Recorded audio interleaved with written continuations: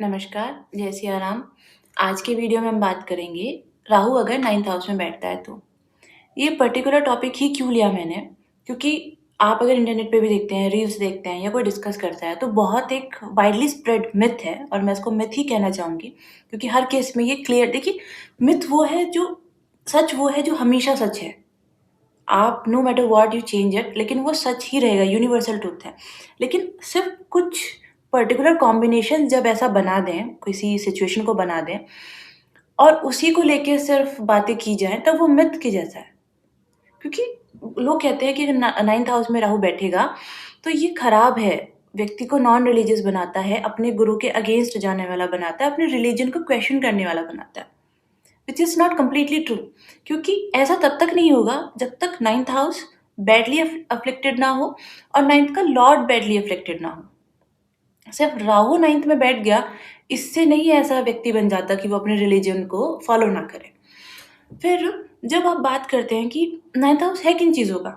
9th house है आपके father का, आपके भाग्य का, आपके गुरु का, आपके रिलीजन का, आपके कल्चरल वैल्यूज़ का, आपके ट्रेडिशंस का, जो चीज़ें हम ऑर्थोडॉक्स होके ट्रेडिशनल वे में करते हैं, वो 9th हाउस है। हायर स्टडीज़ का भी है। जो लोग पीएचडी करते हैं या पोस्ट डॉक्टोरल करते हैं, वो लोग को अगर आप देखेंगे तो उनका 9th हाउस बहुत स्ट्रॉन्ग होता है, वो 9th हाउस से ही होता है।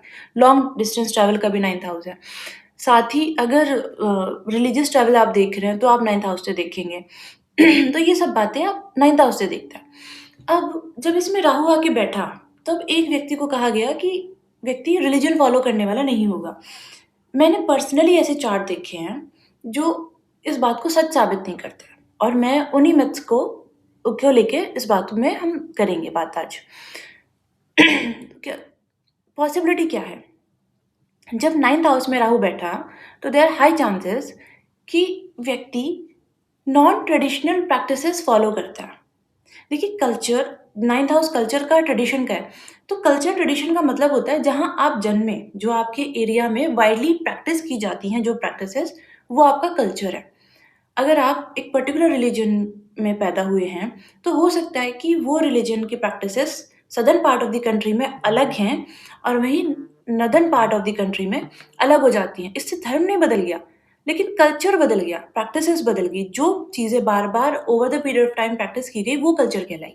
तो जब 9th हाउस में राहु बैठा, तो आपने non traditional ways, non conventional ways अपनाए, धर्म के लिए, धर्म तक पहुँचने के लिए। इसलिए जिन चार्ट्स को मैंने देखा, मैंने उनमें पाया कि वो लोग राहु 9th हाउस में होने के बाद ट्रेडिशनल हैं, रिलीजियसली अपने धर्म को फ़ॉलो करते हैं, अपने भगवान को मानते हैं, अपनी रिलीजियस प्रैक्टिसेस को बहुत सिंसियर होके फ़ॉलो करते हैं। लेकिन जो बातें उन सब चार्ट्स में कॉमन थी, वो मैं डिस्कस करती हूँ। एक बात, ऐसे लोगों का हो सकता है उनके फादर के साथ कॉर्डियल रिलेशनशिप ना रहा हो और what I mean by cordial it means कि इनके फादर की एक्सपेक्टेशंस इनसे कुछ थी, लेकिन ये उसको फॉलो नहीं कर पाए। ये उन एक्सपेक्टेशंस को पूरा नहीं कर पाए। ऐसा नहीं है कि इनके रिश्ते खराब हैं, ये अपने फादर के लिए बुरा सोचते हैं या इनके फादर इनके लिए बुरा सोचते हैं। लेकिन एक जो जो अजीब-सी तल्खियाँ हैं इनके फादर के साथ इनके रिश्ते में, वो प्रेज़ेंट हो सकती हैं। और ऐसा हो सकता है कि इन्होंने या तो अपनी हायर एजुकेशन, क्योंकि राहु अगर 9th में बैठा तो एजुकेशन के मामले में थोड़ा-सा अनएक्सपेक्टेड रिज़ल्ट दे सकता है। या तो इन्होंने बहुत अच्छी एजुकेशन ली होगी और वो भी फ़ॉरेन जाके, राहु फ़ॉरेन का भी कारक है और 9th हाउस में बैठा, तो ये हो सकता है फ़ॉरेन गए हों पढ़ने के लिए। लेकिन हो सकता है वहाँ जाके जो एक्सपेक्टेड थी condition, living condition, study conditions वैसी ना मिली, थोड़ी चेंज हो गई। या इन्होंने कोई सब्जेक्ट चेंज कर दिया अपना, ये सोच तो इन्होंने अपनी ग्रेजुएशन एक सब्जेक्ट में की और अभी अब मास्टर्स दूसरे सब्जेक्ट में कर रहे हैं। या अपनी पढ़ाई के साथ-साथ कुछ दूसरे नॉन ट्रेडिशनल वेज़ में, हो सकता है ये इंजीनियरिंग कर रहे हैं, टेक्निकल फ़ील्ड में हैं और इन्होंने जाके साइकोलॉजी पढ़ना स्टार्ट कर दिया। अब ये इनकी फ़ील्ड से, जिस चीज़ को ये अब तक पढ़ता है, उससे डिफरेंट है, ऐसा हो सकता है। या इन्होंने बहुत सारा चेंजेस किए हैं अपनी ये सब्जेक्ट्स को, हमेशा कन्फ्यूज़ रहे हैं और हाई चांसेस हैं कि इन्होंने अपनी आगे की पढ़ाई, 12th के बाद की पढ़ाई और कुछ अगर ज़्यादा फ्रिक्शन नहीं है, तो मास्टर्स के बाद की पढ़ाई इन्होंने छोड़ दी है। ये कंप्लीट नहीं किया और विलिंगली छोड़ दी, किसी ने फ़ोर्स नहीं किया, किसी दूसरी कंडीशन से नहीं, खुद से। या इन्होंने जो प्रोफ़ेशन अपनाया वो इनका, क्योंकि 10th हाउस आपके प्रोफ़ेशन का है, उससे 12th में राहु राहु बैठा है, तो इनके प्रोफ़ेशन में बहुत चेंजेस रहे। पढ़ाई इन्होंने कुछ और की थी, काम ये कुछ और करते हैं, ऐसा, ये हो सकता है। जब हम रिलीजन वाले एरिया की बात करते हैं, तो यहाँ जो हाई चांसेस बनते हैं, वो ये कि ये नॉन ट्रेडिशनल प्रैक्टिसेस फ़ॉलो करते हैं। नॉन ट्रेडिशनल से मीन्स कि हो सकता है किसी धर्म गुरु को फ़ॉलो करते हैं, किसी सेक्ट को फ़ॉलो करते हैं, या कोई कल्ट है जिसको ये फ़ॉलो करते हैं। और दूसरे प्रैक्टिसेस जैसे एनर्जी प्रैक्टिसेस है हमारी, एडवांस लेवल योगा है, एडवांस ब्रेथ वर्क है, चाइनीज़ एनर्जी प्रैक्टिसेस हैं, इजिप्शियन प्रैक्टिसेस हैं, मेडिसिन उसकी मेडिटेशन की, जापानीज़ मेडिटेशन की प्रैक्टिसेस हैं। तो वो जो around the world different follow की जाती है, उसमें ये इन्वॉल्व रहे हैं। और सिर्फ इन्वॉल्व नहीं रहे हैं, व्हाट आई मीन टू से कि not necessarily they have been practicing it for so long.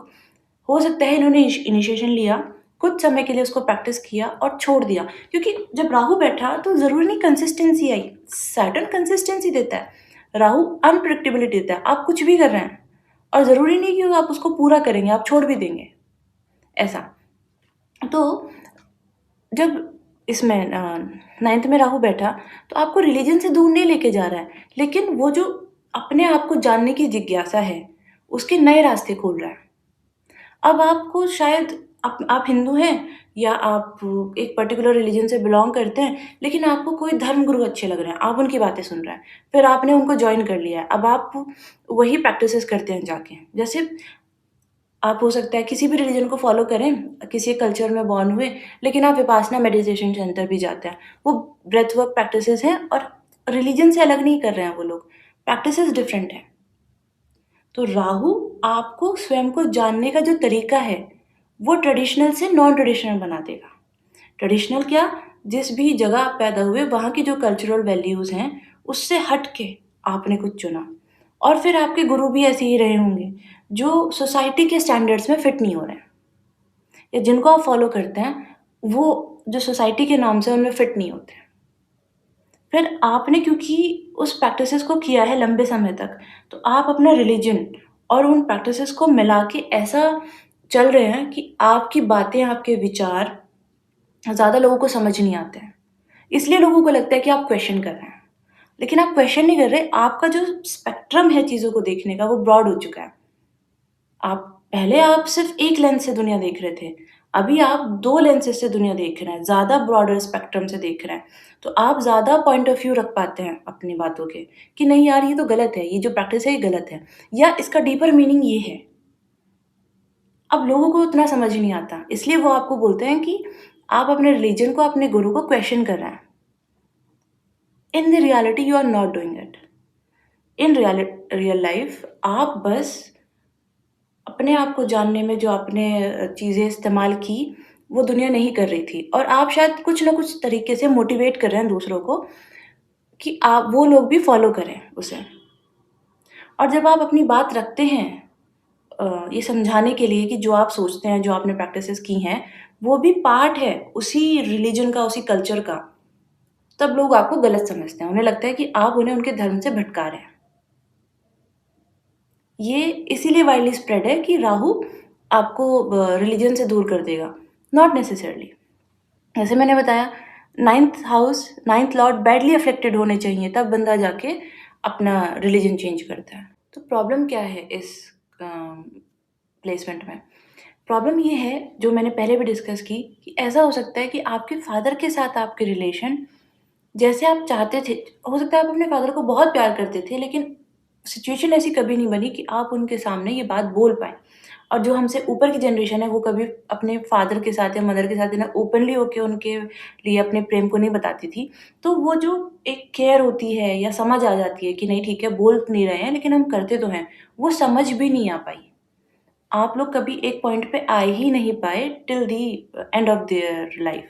और अनफॉर्च्यूनेट इवेंट से ऐसा भी हो सकता है कि आपके फादर के साथ जो डिस्टेंस है वो बढ़ जाए, इमोशनली या फिजिकली, कैसा भी, और उसके कारण कोई भी हो सकता है। जब दूसरा मैंने एजुकेशन के बारे में डिस्कस किया कि अनएक्सपेक्टेड रिजल्ट हो सकते हैं एजुकेशन में। हो सकता है आप बहुत अच्छी एजुकेशन लें फ़ॉरेन जाके, या आप अपना सब्जेक्ट चेंज कर दें, या फिर आप अपनी एजुकेशन को बीच में छोड़ दें। अच्छा क्या है इसका प्लेसमेंट के साथ? अगर आपको राहु मिला है 9th हाउस में, तो आप इतना समझ लीजिए आप जो भी रिलिजन को फ़ॉलो करते हैं, आप एथीस्ट भी हैं अगर एथीस्ट भी हैं, तभी भी जभी भी लाइफ में आपको चांस मिले नॉन ट्रेडिशनल प्रैक्टिसेस का, एनर्जी प्रैक्टिस हो गई, रेकी हो गई, इजिप्शियन प्रैक्टिस हो गई, चाइनीज़ हीलिंग मेथड्स हो गए या ब्रेथ वर्क्स हो गई, एडवांस ब्रेथ वर्क्स हो गई, साउंड हीलिंग हो गया या फिर एडवांस योगा, अष्टांग योगा अगर आपको सीखने का चांस मिलता है और अच्छी जगह से and I am very sure कि जब राहु 9th हाउस में बैठा, तो ये आपको एक अच्छे गुरु से मिलवा देगा। दैट्स फॉर श्योर मिल जाएगा आपको। तो जब आपको मिले ऐसे गुरु, ऐसा चांस, ऐसी अपॉर्च्युनिटी मिले कि जब आप सीख पाएँ, तब आप ज़रूर सीखें और लाइफ लॉन्ग उसे प्रैक्टिस करें। क्योंकि ये प्लेसमेंट वालों के साथ एक प्रॉब्लम ये भी है कि अगर उन्हें थोड़ा भी अ, डिस्ट्रैक्शन, अनप्रेडिक्टेबिलिटी, अगेन राहु ने अगर अनप्रेडिक्टेबिलिटी दी, तो ये हो सकता है 2 साल, 3 साल, 4 साल करें बहुत अच्छे से और फिर छोड़ दें। तो इनका जो की है किसी चीज़ को अनलॉक करने की लाइफ में, क्योंकि भाग्य के स्थान में राहु बैठा है। तो वो जो चाबी राहु दे रहा है ना अनलॉक करने के लिए, वो अनट्रेडिशनल मेथड्स हैं, जो इन्हें लाइफ में ज़रूर चांस मिला होगा। जितने लोग ये वीडियो देख रहे हैं राहु 9th हाउस वाले, वो इस बात के साथ एग्री करेंगे कि या तो उन्हें चांस मिला था या वो अभी प्रैक्टिस कर रहे हैं।